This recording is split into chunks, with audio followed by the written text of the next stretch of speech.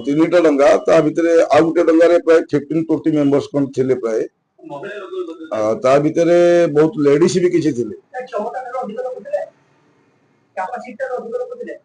ଭାବୁଛି ଥାର୍ଡ ଡଙ୍ଗାଟାରେ କାପାସିଟାରୁ ଅଧିକା ଲୋକ ଥିଲେ ଯେହେତୁ ଏତେ ବାଟରୁ ଜାଣି ହଉନି ଡଙ୍ଗାଟା ବି ଆକାର ଜାଣି ହଉନି ଟିକେ ବହୁତ ଭିତରକୁ ଥିଲା ତ ଯାହା ବି ହଉ ସେ ଜିନିଷଟା ଇଲିଗାଲି ବୋଲି ମୁଁ ଭାବୁଛି କାହିଁକି ନା କୌଣସି ଲାଇଫ ସପୋର୍ଟ ନଥିଲା ଯେହେତୁ ଆମେ ଯେତେବେଳେ ସମୁଦ୍ର ଭିତରକୁ ଯାଉଛୁ ବୋଟରେ ଆମକୁ ଲାଇଫ ସପୋର୍ଟ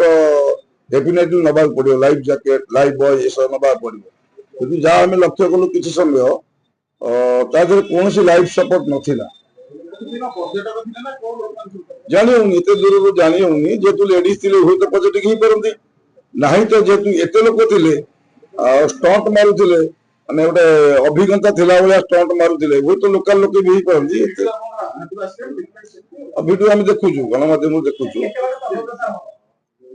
ଜିଲ୍ଲା ପ୍ରଶାସନ ଏ ବିଷୟରେ ପ୍ରାୟ ଜାଣି ସାରିବେଣି ତେଣୁକରି ସେ